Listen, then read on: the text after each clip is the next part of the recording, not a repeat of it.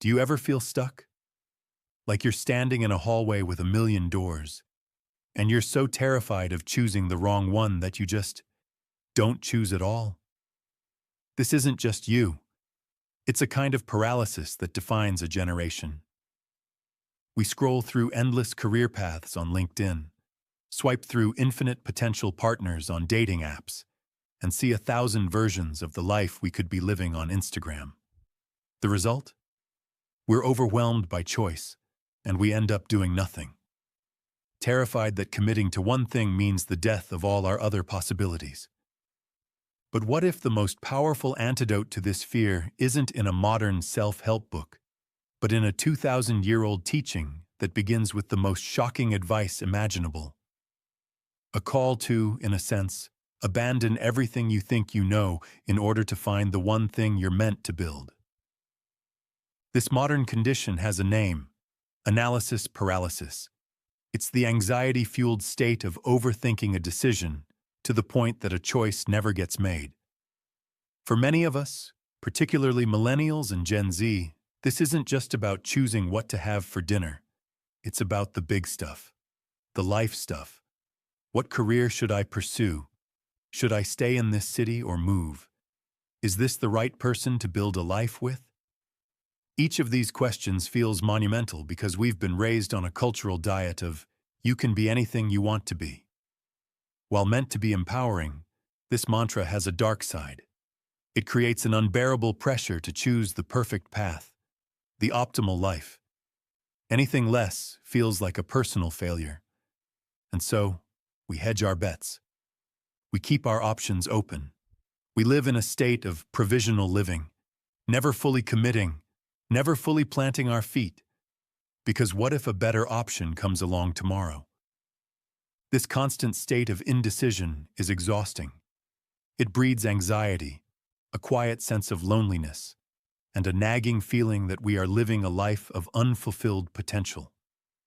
We are haunted by the ghosts of the lives we could be living, and in the process, we fail to actually live the one we have. We stand in front of an empty plot of land, dreaming of 1,000 different blueprints, but we never, ever break ground. And it's into this very modern, very real struggle that an ancient text from the Gospel of Luke speaks with a brutal and surprisingly clarifying force.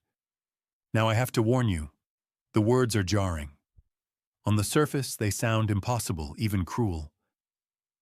In the story, Jesus turns to the great crowds following him and says, "If anyone comes to me without hating his father and mother, wife and children, brothers and sisters, and even his own life, he cannot be my disciple. Whoever does not carry his own cross and come after me cannot be my disciple." Let's be honest. Hate your father and mother? It's a hard stop. For a modern audience, especially one that might be skeptical of religious texts, this can sound like a call to join a cult, to sever all ties with the people you love.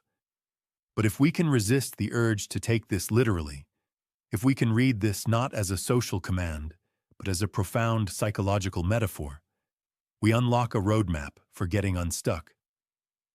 The great 20th century psychologist Carl Jung believed that ancient myths and sacred stories are maps of the human psyche. They are original revelations of the preconscious psyche that describe the timeless, universal journey of becoming a whole, integrated human being. He called this journey individuation. Individuation is the process of becoming who you truly are, separate from the expectations and projections of the world around you. And this passage from Luke, seen through a Jungian lens, is a powerful, unsentimental guide to the real cost of that journey. Let's break it down. First, that shocking line, "Hate your father and mother." Psychologically, this isn't about hate at all. It's about differentiation. From the moment we are born, our identity is fused with our family. Their values are our values. Their dreams for us become our dreams for ourselves. Their fears become our fears. This is natural and necessary. But to become an individual, to individuate, There comes a point where you must consciously, and sometimes painfully, separate your own unique identity from the collective identity of your family. You have to ask, is this career path my dream, or my father's dream for me? Is this life I'm building what I truly want, or what I think my mother expects of me? This process of untangling can feel like a betrayal. It can feel like hate, because you are rejecting a fundamental part of your inherited identity to make room for your authentic self to emerge. For a generation praised for being close to their parents, this is a radical idea. But it's not about abandoning them. It's about finding your own center of gravity so you can relate to them as a whole person, not just as an extension of their will. This is the first non-negotiable step to building your own life. You cannot build on someone else's foundation. Next, Jesus says you must carry your own cross. In the modern world, we often use this phrase to mean we all have our burdens, but its psychological meaning is far more specific and empowering. The cross symbolizes the unique inherent difficulty of your chosen path.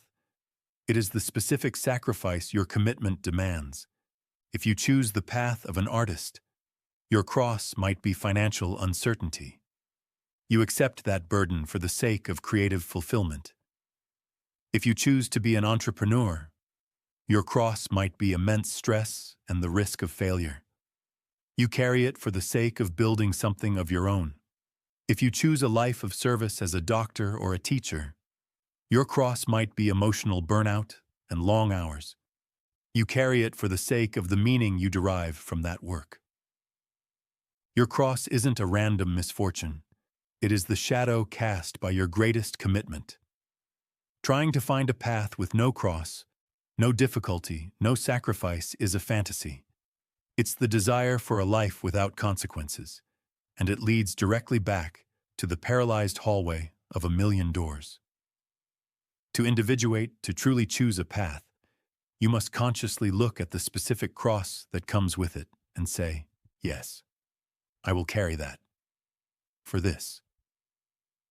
This brings us to the final, crucial part of the teaching, where Jesus gives two analogies. He asks, which of you, wanting to construct a tower, doesn't first sit down and calculate the cost to see if he can finish it? And what king, going to war, doesn't first calculate if his 10,000 troops can face an army of 20,000?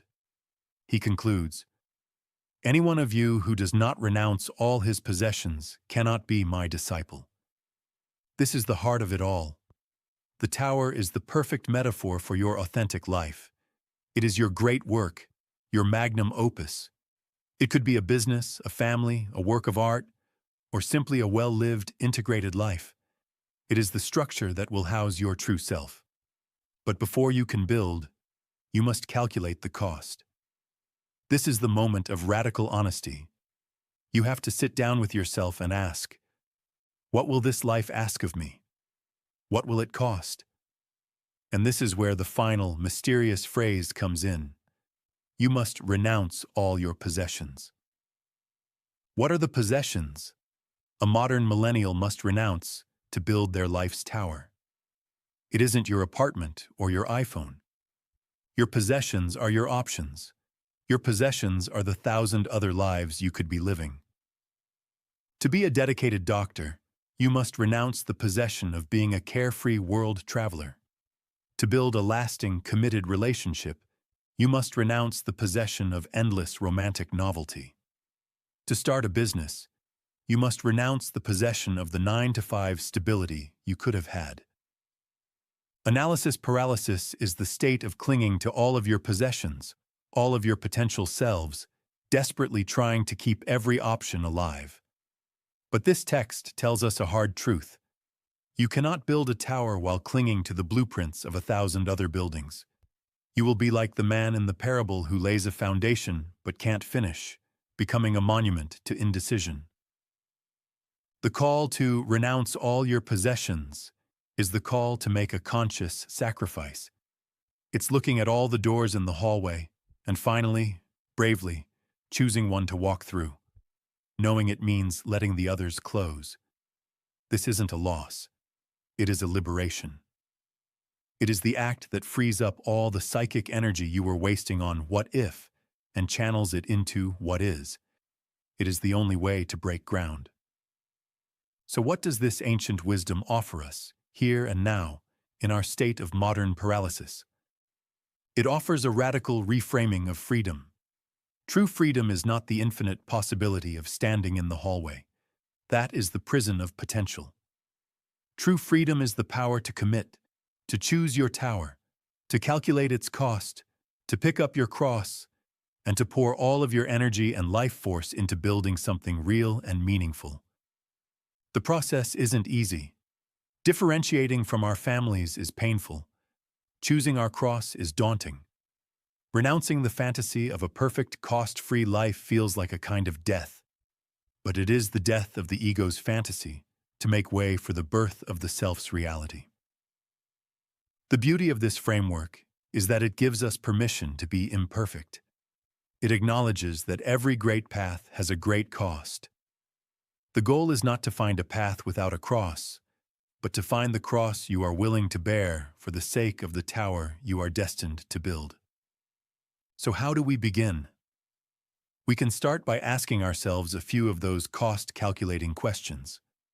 First, what expectations from my family, my culture, or my social media feed am I carrying that are not truly my own? What would I have to hate? What would I have to let go of to stand on my own 2 feet? Second, what is the tower my deepest self is calling me to build? Not the one that looks best on paper, but the one that feels like mine. And what is the specific cross, the inherent difficulty that comes with it? Am I willing to carry it? And finally, the hardest one. What possessions, which alternate lives, which unlived potentials, which what-ifs, am I clinging to? And am I ready to renounce them, not as a loss, but as a sacrifice that will finally give me the resources and focus to build? This 2,000-year-old teaching doesn't offer a simple 5-step plan. It offers something far more valuable, a mirror for the soul. It shows us that the feeling of being stuck is a spiritual and psychological call to adventure, a call to grow up, a call to choose, a call to consciously and courageously commit to the beautiful, difficult, and singular masterpiece that is your own life. Don't just stand in the hallway. Choose your door, calculate the cost, pick up your cross, and begin to build. Thank you.